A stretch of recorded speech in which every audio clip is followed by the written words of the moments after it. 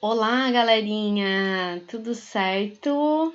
Sejam bem-vindos à nossa aula de História. E aí, gostaram da aula de História da semana passada? Filmezinho mudo que a prof deixou para vocês, do Charlie Chaplin. Vocês gostaram das músicas do passado? Músicas bem interessantes, né? Muita gente nunca ouviu, mas com certeza os pais de vocês já. Hoje nós vamos falar sobre outros tipos de lazer na antiguidade. E hoje, em especial, a gente vai falar de teatro. Então, aqui a gente vai ver que o teatro é uma coisa muito antiga, vem lá da Grécia, de uma Grécia chamada Grécia Antiga, tá? Aonde o teatro já existia antes de Cristo. Se hoje a gente comemora o aniversário de Cristo na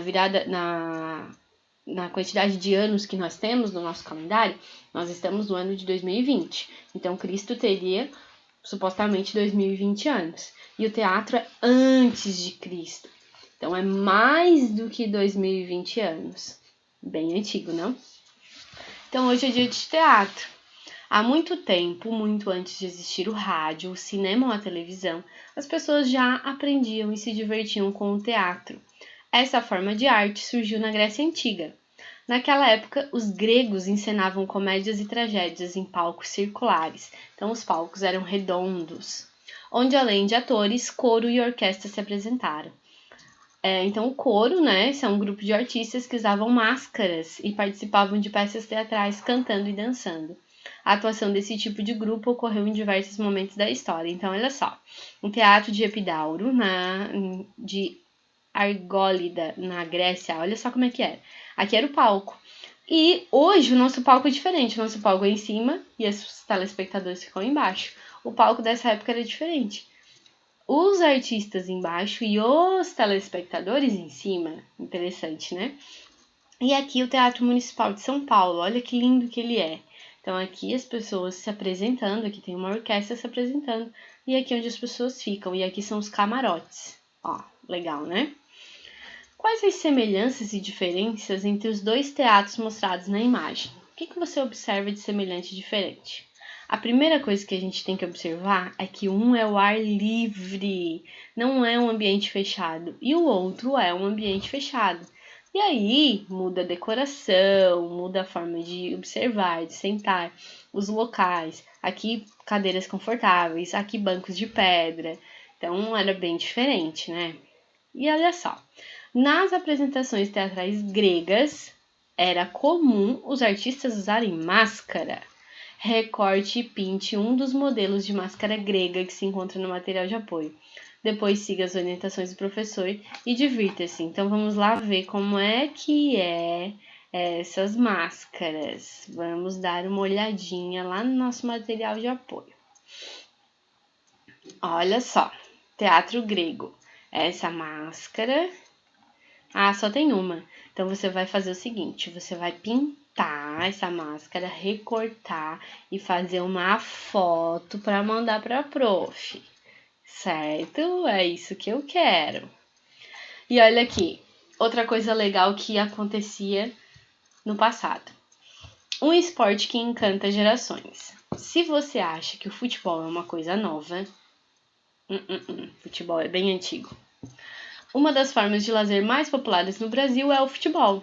Há pessoas que preferem assistir aos jogos, outras só pensam em jogar. Esse esporte é praticado por crianças e adultos, tanto meninos quanto meninas, e que pode ocorrer em campinhos ou estádios. Apesar dessa popularidade, nem sempre existiu futebol no Brasil.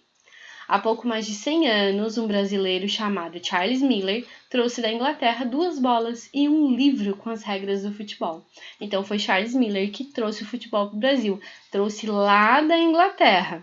Às vezes as pessoas se confundem achando que o Brasil é o país do futebol, porque aqui foi criado o futebol. Não, é o país do futebol, porque nós temos muitos títulos, nós somos o país que mais tem títulos mundiais, mas não foi aqui inventado não. Assim começava a história dessa prática no Brasil. Inicialmente, esse esporte era praticado apenas por pessoas ricas, mas com o tempo tornou-se muito conhecido entre a população.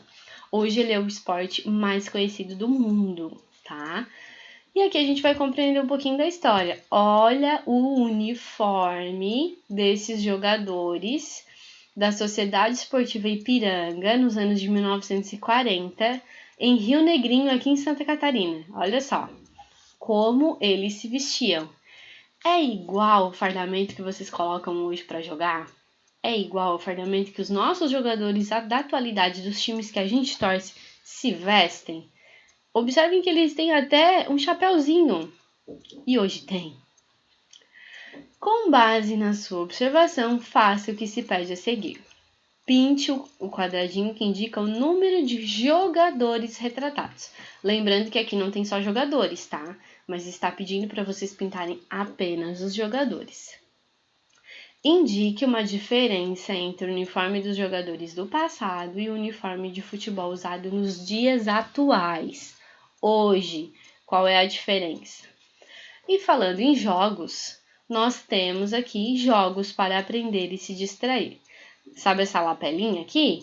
Essa lapela a gente vai usar de novo.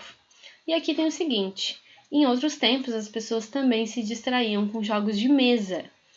Você já disputou jogos de mesa com familiares e amigos? Observe essas imagens. Jogos de mesa são jogos de tabuleiro, jogados na mesa, né? Tem o dominó, tem o futebol de botão. Esse aqui pode ser que o seu pai ou o seu avô já jogou. E o xadrez. Dominó, futebol de botão e xadrez. O que esses jogos têm em comum? Se vocês observarem, no próprio nome aqui, ó.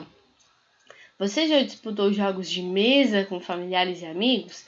Já fala o que tem em comum. Você costuma realizar atividades semelhantes às mostradas na imagem? Você joga esses joguinhos? Quando que isso acontece? Geralmente, as peças do jogo de xadrez fazem referência à época de castelos medievais. Recorte as imagens da peça da lateral desta página e colhe-as no caderno. Depois, com a ajuda de um adulto, pesquise o nome de cada peça de xadrez. Então, você vai recortar essa lapela, colar no seu caderno e fazer uma pesquisa sobre qual é o nome de cada uma dessas pecinhas aqui. É fácil, né, gente? Entra no Google e coloca nome das peças do jogo de xadrez. Ali você já vai ter e você já vai conhecer. O mais importante não é você pesquisar, o mais importante é você entender a sua pesquisa e registrar ela toda no caderno, certo? Então tá, meus amores, por hoje a aula de história acabou, mas que você fique agora com todo esse conhecimento do passado. Te espero na semana que vem para a próxima aula de história, certo? Um grande beijo e até mais!